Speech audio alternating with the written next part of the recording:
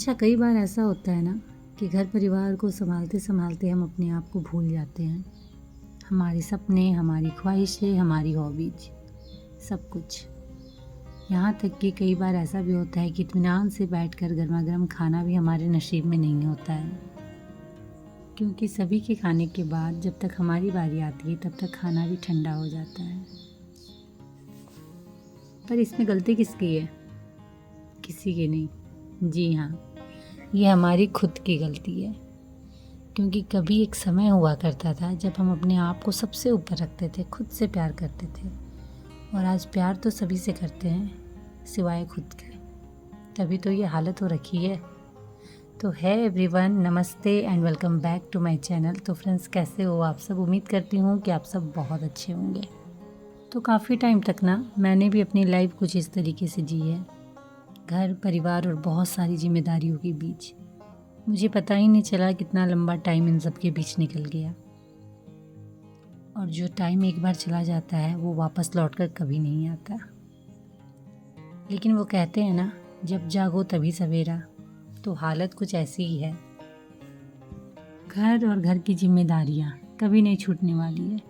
ये जीवन के अंत तक हमारे साथ रहने वाली है।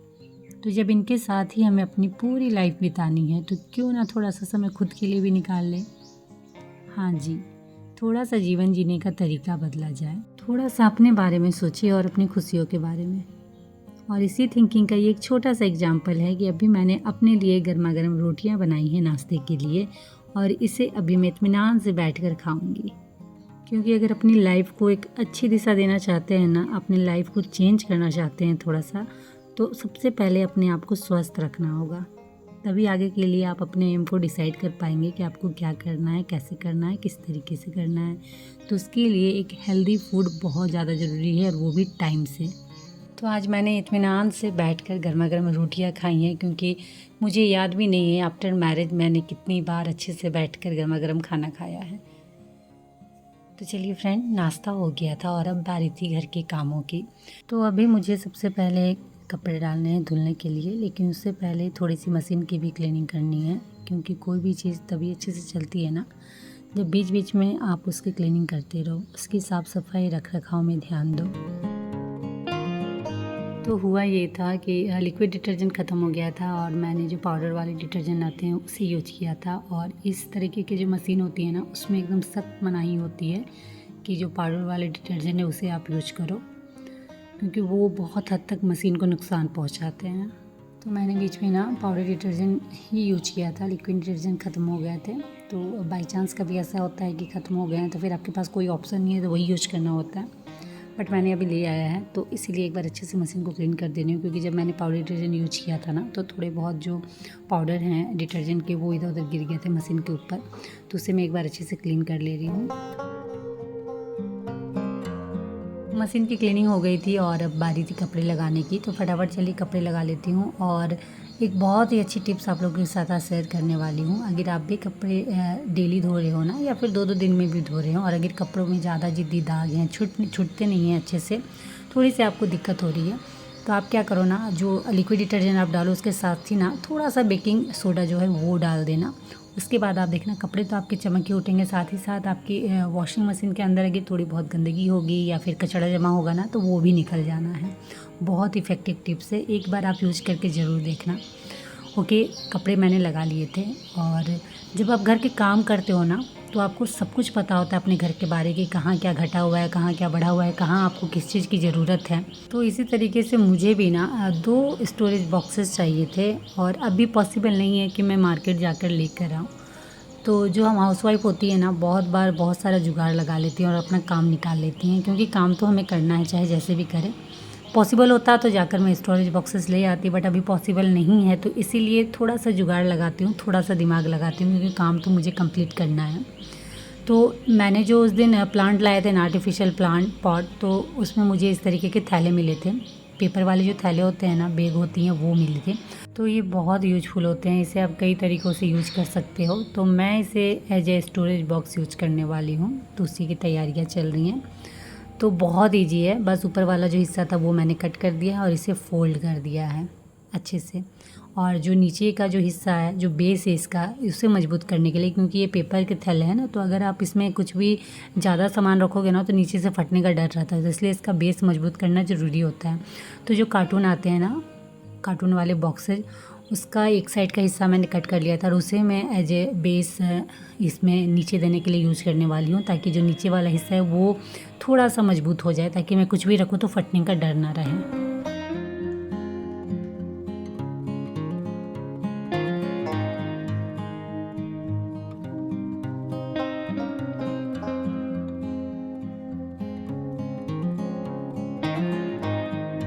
ओके, तो लगभग मेरा स्टोरेज बॉक्स रेडी था। थोड़े बहुत काम थे तो वो करने थे, फिनिशिंग जो बाकी थी वो करनी थी। तो बस कुछ नहीं, जो सेलो टेप आते हैं ना ट्रांसपेरेंट वाले, वो मैं दोनों तरफ से चिपका दे रही हूँ, क्योंकि जो मैंने फ़ोल्ड किया है वो कहीं किसी तरीके से खुल ना जाए, इसलिए मैंने दोनों तरफ से उसे चिपका दिया है। तो एक स्टोरेज बॉक्स रेडी था, अब बारी थी दूसरे की, तो दूसरे को भी सेम प्रोसेस से मैंने करना स्टार्ट कर दिया था।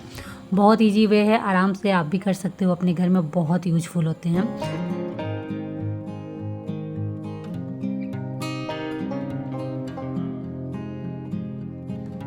अच्छा, इस तरीके की क्रिएटिविटी जब हम करते हैं ना तो बहुत अच्छा लगता है, क्योंकि काम तो हमारा हो ही जाता है, और वो भी बिना कुछ पैसे खर्चा किए हुए। क्योंकि अभी जैसे मुझे स्टोरेज बॉक्स चाहिए था, अगर आप अभी इस वाले साइज़ की स्टोरेज बॉक्स लेने जाओ ना तो 300 साढ़े 300 पड़ते ही हैं।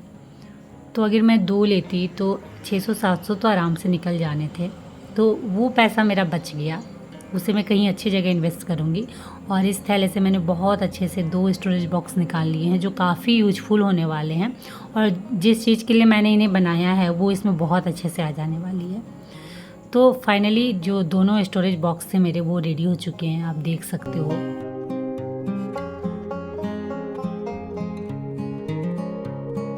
तो चलिए इनमें सामान रखा जाए। तो जो फर्स्ट वाला बॉक्स है, लंबा वाला, बड़ा वाला, उसमें मैं ये सारे सामान रखने वाली, क्योंकि आप ये देख रहे हो, ये ना टीवी यूनिट के नीचे वाला एक कैबिनेट है, उसमें इस तरीके से सामान रखा हुआ है, क्योंकि मेरे पास कोई स्टोरेज बॉक्सेस नहीं थे जिसमें मैं इन्हें रख सकूं।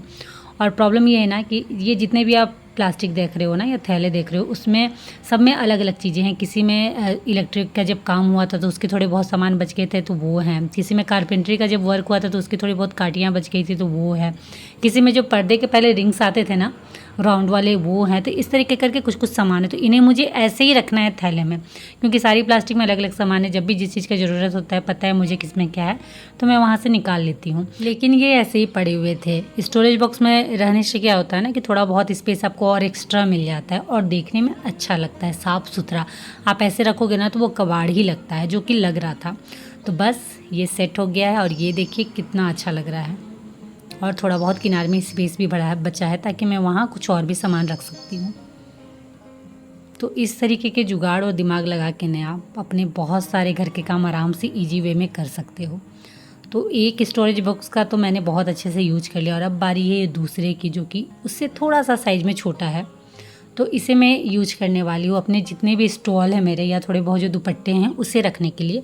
क्योंकि कई बार होता है ना कि स्टॉल तो आपको पता है साइज़ में छोटे होते हैं, तो इधर उधर रख देती हूँ मैं, और मुझे मिलते नहीं है। बहुत बार बहुत प्रॉब्लम हो गई है, कहीं जाना हो और स्टॉल मैं निकाल रही हूँ, मुझे मिलते ही नहीं है। और दुपट्टे तो गिन चुन के एक आध दो। तो इसीलिए इसे रखने के लिए ऐसे स्टोरेज बॉक्स बहुत अच्छे होते हैं। जब भी आपको कहीं भी निकलना हो, बस ये देखिए, यहाँ से निकालिए और निकलते बनिए, और फिर कहीं से भी आए तो अच्छे से फोल्ड करके रख दीजिए। तो बहुत अच्छा तरीका है और बहुत यूजफुल है। और सबसे बड़ी बात ना कि जगह बहुत कम लेते हैं। आप देख सकते हो एकदम थोड़ी सी जगह, तो उसमें ये स्टोरेज बॉक्स बहुत अच्छे से फिट हो गया, और मेरे जितने भी स्टॉल और दुपट्टे थे वो भी बहुत अच्छे तरीके से उसमें सेट है। तो फाइनली ये भी काम हो गया। अच्छा, चाय किन किन को पसंद है? मुझे बहुत ज़्यादा पसंद है। तो चाय तो मुझे पीना ही पीना है, बट हाँ पसंद है, तो ये नहीं कि बहुत ज़्यादा पीती हूँ। बस सुबह और शाम मुझे थोड़ी सी चाय चाहिए होती है। तो चाय जब मैंने बना लिया है तो फटाफट इसे इंजॉय करते हैं, उसके बाद फिर मैं आप लोग से बातें करती हूँ। तो चाय तो मैंने पी लिया, उसके बाद चाय वाले जो बर्तन हैं उसे धोने होते हैं। तो चाय वाले जो बर्तन है सस्पेन, वो तो आराम से धुल जाते हैं, बट जो चाय वाली छन्नी होती है ना, चाय की छन्नी, उसमें क्या प्रॉब्लम होती है पता है? चाय के दाने फंस के ना ऐसे ब्लैक हो जाती है चाय की छन्नी के चारों तरफ। जिसे आप जितना भी साफ़ कर लो, जितना भी स्क्रबर से स्क्रब कर लो, बट ना ये जाते नहीं, एकदम जमे से हुए रहते हैं। तो इसे कैसे क्लीन करें? क्योंकि इस तरीके से तो इसे छोड़ नहीं सकते, बहुत गंदी दिखती है। तो इसकी साफ़ सफाई कैसे करें? तो चलिए मैं आज आप लोगों को बताती हूँ ऐसे 2 टिप्स, जिससे आप चाय की छन्नी को बहुत अच्छे से क्लीन कर सकते हो, जिसे मैं हमेशा फॉलो करती हूँ 10-10 दिन में। तो एक तो बहुत सिंपल है, बस आपको गैस ऑन कर और ऐसे चाय की छन्नी उसके ऊपर रख देनी है। हाँ, बट जो स्टील वाले चाय की छन्नी होती है वो रखना, प्लास्टिक वाले मत रखना, नहीं तो वो गल जाने वाले हैं। तो इससे क्या होता है ना, जितने भी चाय की छन्नी में जो भी चाय के दाने फंसे हुए हैं वो सारे जल के निकल जाते हैं और चाय की छन्नी आपकी एकदम क्लीन हो जाती है। ये मैं आपको दिखा देती हूँ, चम्मच से मैं थोड़ा थोड़ा करके कर रही हूँ। देखिएगा चाय के जो भी दाने फंसे हुए हैं वो सारे निकल जाने हैं। तो ये देखिए, ये जो आप दाने देख रहे हो ना, वो चाय की छन्नी में फंसे हुए थे। अभी मैंने हल्का ही इसे बस गर्म किया था और ये अगर इसे आप अच्छे से थोड़ा सा थोड़ी देर रखोगे ना गैस के ऊपर, तो ये पूरे से एकदम दाने सब निकल जाने और चाय की छन्नी आपकी एकदम साफ़ हो जानी है। बट एकदम आँच मीडियम रखना, बहुत ज़्यादा हाई मत रखना। ओके, नेक्स्ट स्टेप शेयर करती हूँ, चलिए, जिससे आप अपनी स्टील वाले और प्लास्टिक दोनों चाय की छन्नियों को बहुत अच्छे से क्लीन कर सकते हो। तो कुछ नहीं करना है, बस एक बड़े से बर्तन में आपको पानी लेना है और उसमें लिक्विड डिशवॉशर डालना है और साथ ही साथ बेकिंग सोडा। बेकिंग सोडा ना बहुत कमाल की चीज़ है, हर घर में रहना बहुत ज़रूरी है, पूरे घर की क्लीनिंग में ना बहुत हेल्पफुल होता है। तो जब आपने पानी में लिक्विड डिशवॉशर और बेकिंग सोडा डाल दिया है, उसके बाद आपको चाय की छन्नी इसमें डाल देना और कुछ देर तक बॉईल होने के लिए छोड़ देना है। आप देखोगे ये जो ब्लैक ब्लैक देख रहे हो ना, वो चाय की छन्नी में जितनी भी चाय पत्तियाँ जमी हुई हैं ना, जो भी गंदगी है वो सारी बाहर निकल जानी है। तो अब मैंने गैस ऑफ कर दिया है थोड़ी देर बाद। उसके बाद इसे मैं थोड़ी देर के लिए ठंडा होने के लिए छोड़ती हूँ इसी में। जब ये ठंडा हो जाएगा ना, उसके बाद इसे क्लीन करूँगी। ओके, तो थोड़ी देर के बाद ये ठंडा हो गया था और अब चलिए चलते हैं इसे क्लीन करने। तो अब आपको कुछ भी नहीं करना, ना भी बहुत ज़्यादा मेहनत करनी है। बस आपको स्क्रबर से जो लिक्विड डिशवॉशर है उसे थोड़ा बहुत ले लीजिएगा और उसकी हेल्प से अच्छे से इसके स्क्रब कर दीजिएगा। तो पहले जो हम मेहनत करते थे ना, और उसके बाद भी चाय की छन्नियाँ से चाय की पत्तियाँ नहीं निकलती थी, जो जमी हुई गंदगी रहती थी वो नहीं निकलती थी। बट अब आप स्क्रब करना, सारी जो भी गंदगी है ना, जो भी चाय की पत्तियाँ फंसी हुई है, सब निकल जानी है और आपका चाय छन्नी बहुत अच्छे से क्लीन हो जाना है। तो ये आप देख सकते हो पहले कैसा लग रहा था और अब कैसा लग रहा है। तो अगर आप 10-10 दिन में ये टिप्स फॉलो करते हो ना, तो चाय की छन्नी आपकी हमेशा चमकती हुई रहेगी। तो कुछ इस तरीके के टिप्स को फॉलो करके मैं अपने घर के बहुत सारे काम को बहुत ही सिंपल और बहुत ईजी वे में कर लेती हूँ। देखिए, घर चलाना, व्यवस्थित करके रखना बहुत ईजी नहीं है, लेकिन जब घर की बागडोर हमारे हाथों में आती है ना, तो धीरे धीरे ही सही, बहुत हद तक बहुत अच्छे से अपने घर को व्यवस्थित करना हम सीख जाते हैं। और वैसे भी इन्हीं छोटी छोटी कोशिशों से हम अपने लाइफ में एक बहुत बड़ा चेंजिंग ला सकते हैं। तो चलिए फ्रेंड, इसी के साथ इस ब्लॉग को अब मैं करती हूँ यहीं एंड, और उम्मीद करती हूँ कि आज का ब्लॉग आप लोगों को अच्छा लगा हो। तो अच्छा लगा हो तो फटाफट लाइक करिए, शेयर करिए, और अगर चैनल में नए हो तो प्लीज़ चैनल को सब्सक्राइब जरूर कर लीजिएगा। तो चलिए आज के लिए इतना ही, मिलते हैं नेक्स्ट ब्लॉग में, तब तक के लिए बाय और आप सब अपना ख्याल रखिएगा।